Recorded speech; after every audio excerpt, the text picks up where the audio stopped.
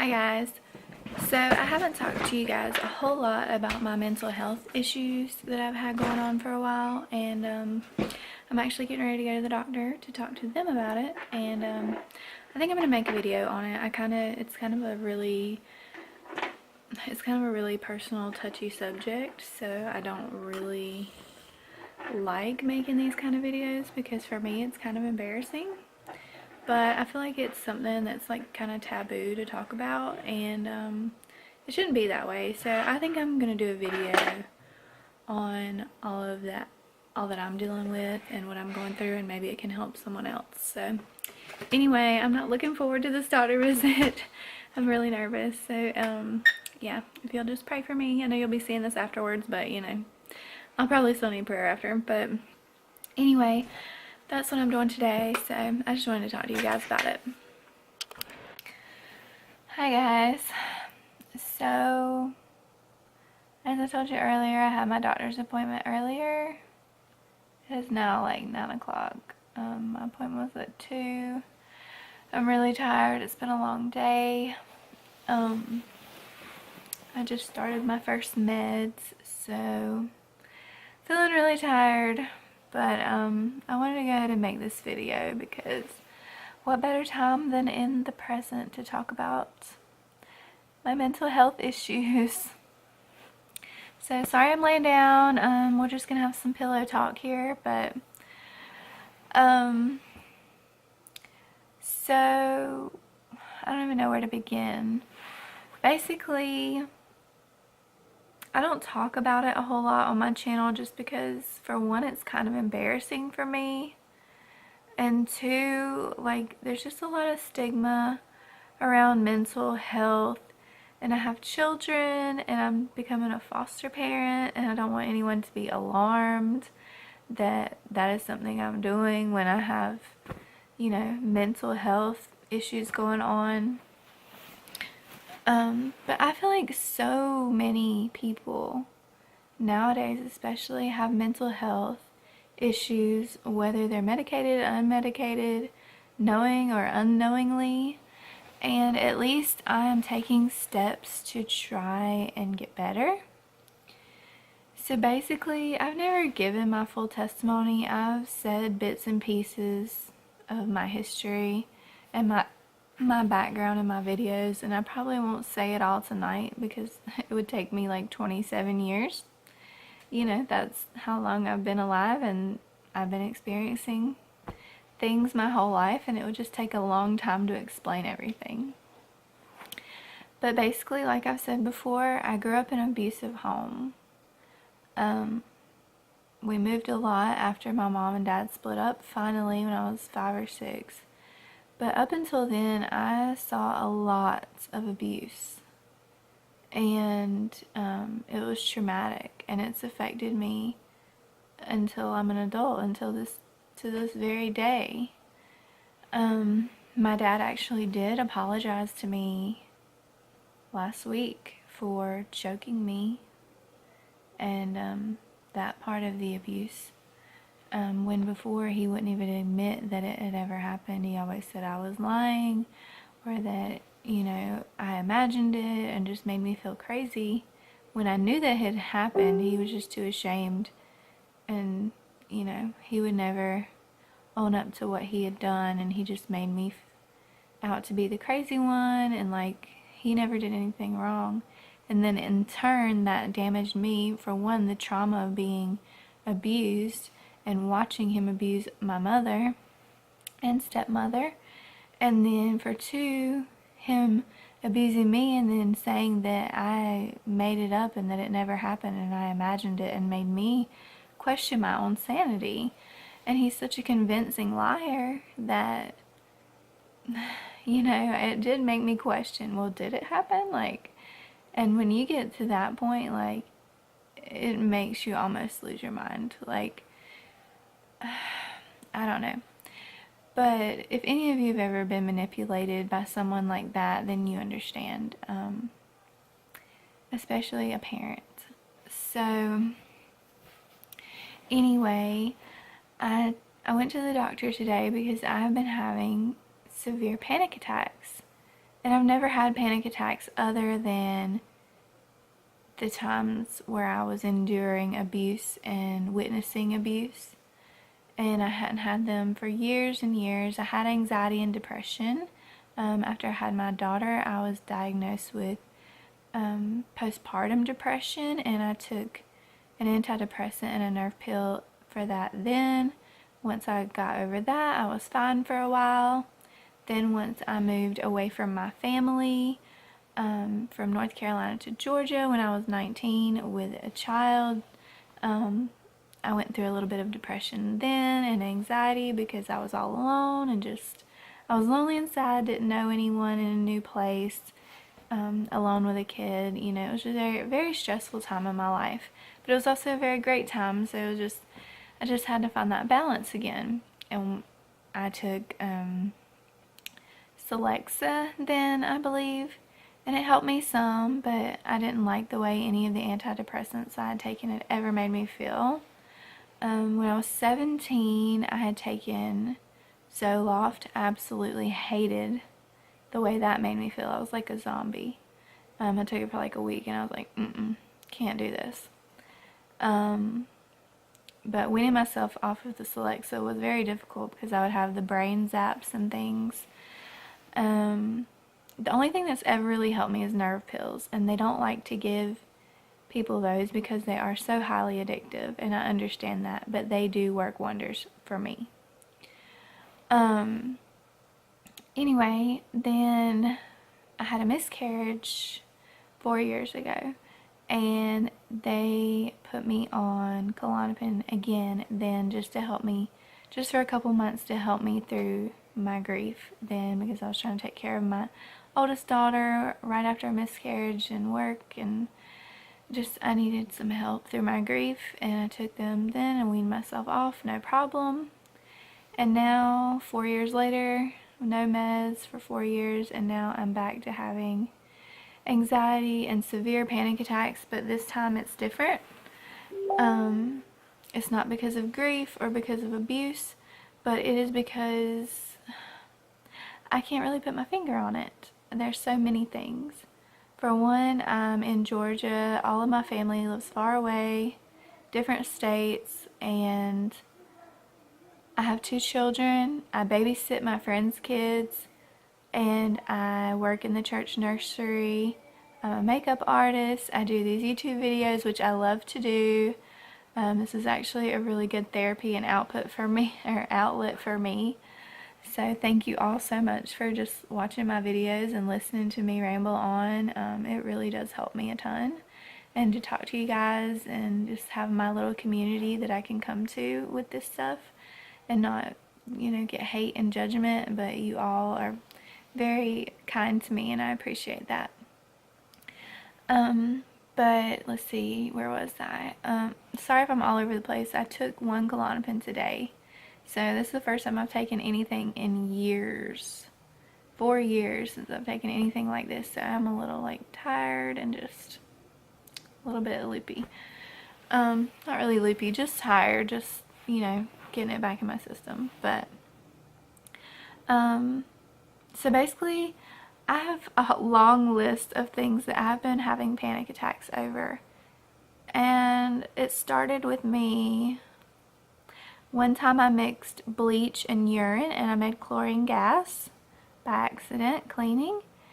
One time I broke a mercury thermometer in my kitchen, and that is always still in the back of my mind that I didn't get it all up, and I'm worried that it's causing me health problems and it may even be triggering these panic attacks. I have amalgam mercury fillings that I worry about that I feel like could be causing me some problems. I read a lot and that does not help. Ignorance is bliss, you guys, but I do love to learn, and I feel like I just know a lot about safety, especially since having kids. You learn so much just from having kids and baby proofing your home. And with us doing foster care, we've had to do even more baby proofing. And it's just made me just overly aware of how dangerous everything is, even your own home. And just lots of things have been triggering my panic attacks. I've switched over to all natural cleaners. I've completely and utterly baby-proofed my house, but somehow these things keep happening. As you've seen my last few videos back, we had a sinkhole open in our yard. It just feels like there's been constantly something to trigger me having a panic attack. And I could go on and on. I mean, I had a long list of things that trigger my panic attacks, and it's usually things that are dangerous. But I mean, with that being said, in this world, I'm never going to be completely and utterly away from danger unless I'm locked in a padded room somewhere. And I know, like, I'm hoping that's not the answer. Hey, there's Miss Reagan.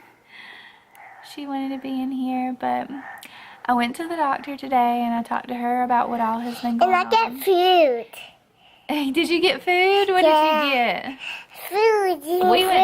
We got waffles. We went to Waffle House. Yep. Go play with Sissy. In the river. Yeah. I want to show me. Oh, you want to see you?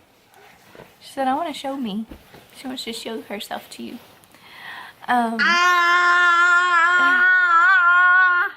Sorry. Sorry she's always like in a diaper or pull up. She just doesn't really keep clothes on like that. She was dressed. Oh my gosh. I did not teach her that. Reagan, no ma'am. She's so silly. Boop, boop, boop. Sorry guys, my camera died.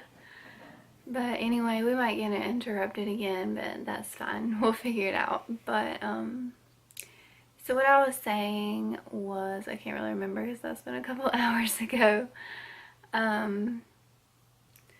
But basically, I talked to the doctor about, because this is the first time I've even ever seen this doctor. So, I'm not the kind of person who goes to the doctor regularly. When I was pregnant, I went to see my midwives, and I haven't really been to the doctor since then, other than a few months ago I started going to this doctor's office to get my physical and TB tests for foster care, and that was the first time I saw them. And I saw a different doctor then, and then I saw a different doctor today. So I don't get sick often, and when I do, I usually just like suffer through it or like find natural remedies to get me through it rather than going to the doctor, because that's just how I am.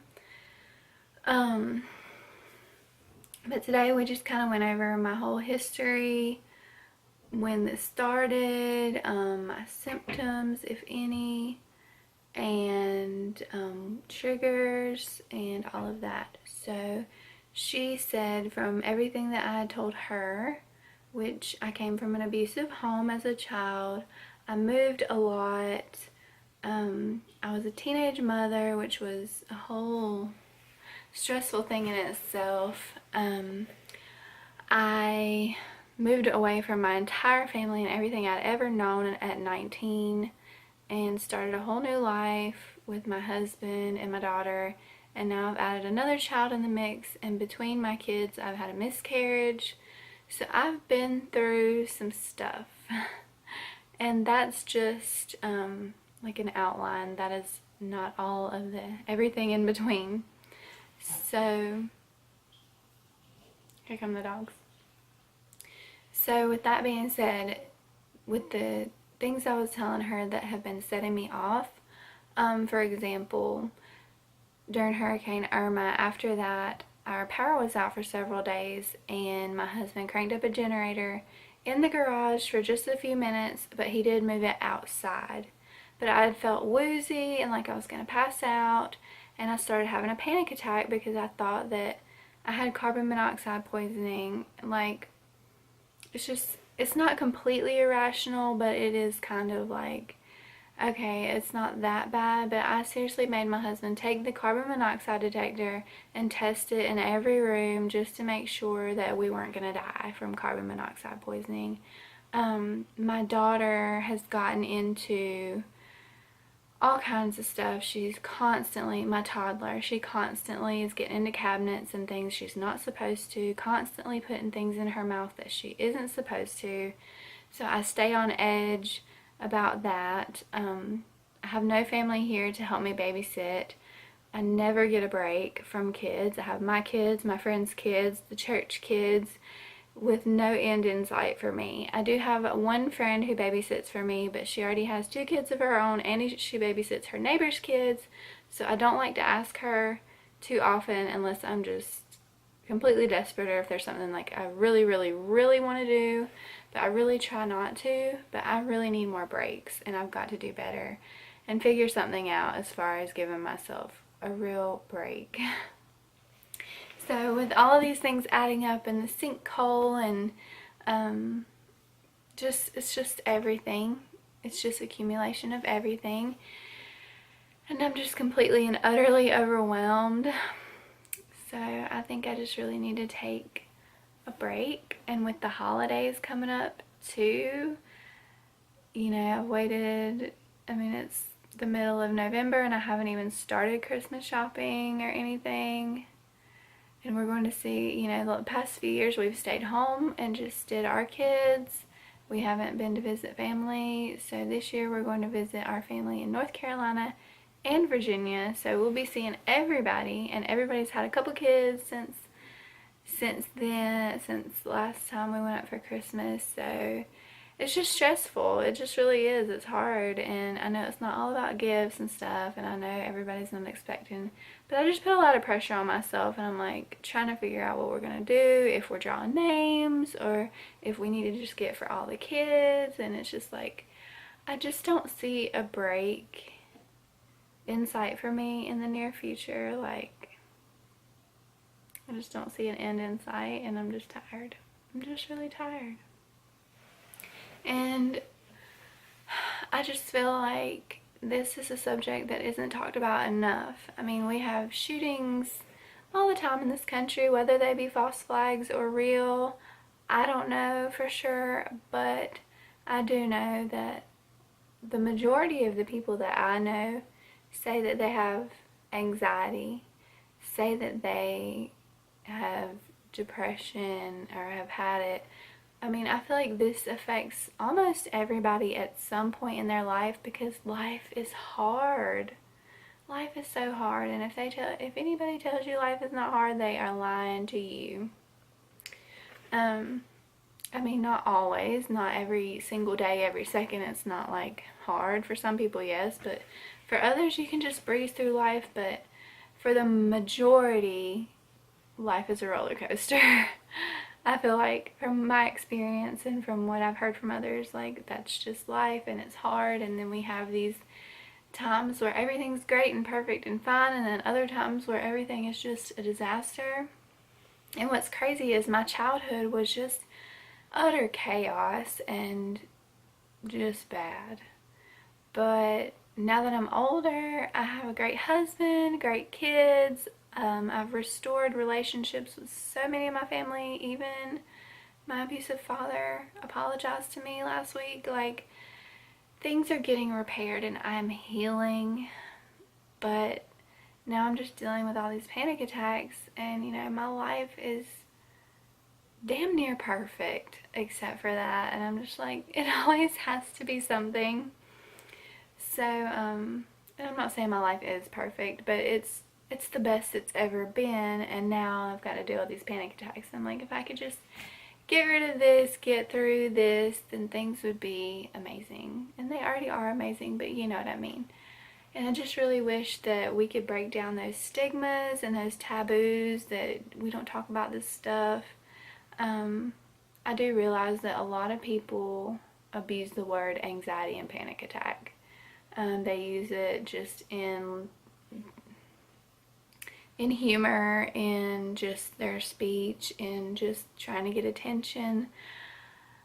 I'm not the kind of person who wants attention for things like that. I'd rather people not know, to be honest. That's how I've been about it for a long time, because it's kind of embarrassing, and if you're the only one brave enough to talk about it, then it's kind of awkward and it's lonely. But I feel like this is something that needs to be talked about more, and it can really help to open up and just talk about it. That alone can be a great therapy. Reagan's looking for me, just a minute.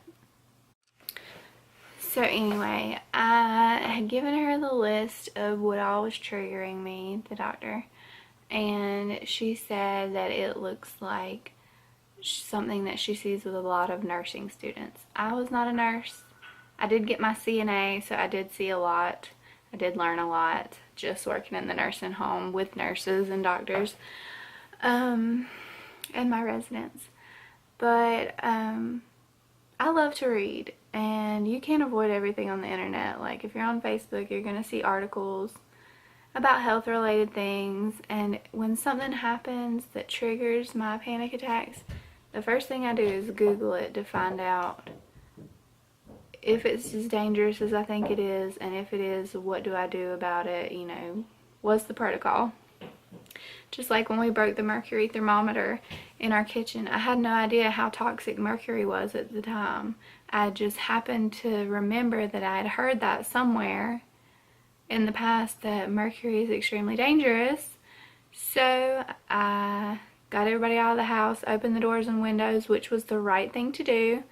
Googled everything I needed to know about what to do when you break a mercury thermometer, and we took the necessary steps. But until then, I was in full-fledged panic attack, like tingling. My tongue went numb, tingling, my fingers were tingling, heart was racing, mind was racing, tunnel vision, just fight or flight mode, you know. And it's just every little thing seems to set me off for the last year since that.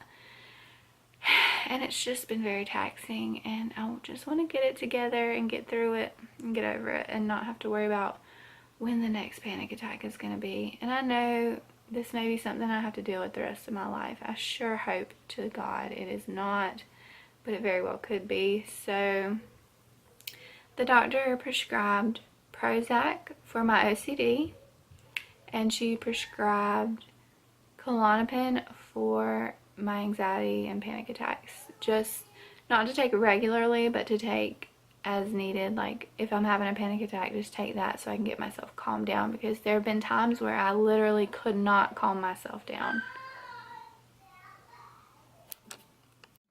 The kids are in the other room, you'll probably hear them. But anyway, there's been times where I couldn't calm myself down. Like one time I mixed bleach with urine trying to clean, and that makes chlorine gas. I had no idea. I literally went blind for a few seconds, ran outside and got it out of the house, but like opened the windows, the smell was there for a long time. It was just really scary, and you just have to be so careful. There are so many things just in your home that are so dangerous. Like just look around, and almost everything in your home can be dangerous and toxic. So at the same time, most of the time it's not, unless it's an extreme circumstance. But just be careful. And I know I overreact, but I came across another thing that I will link below. It's a video that really resonated with me after I had a panic attack the other night.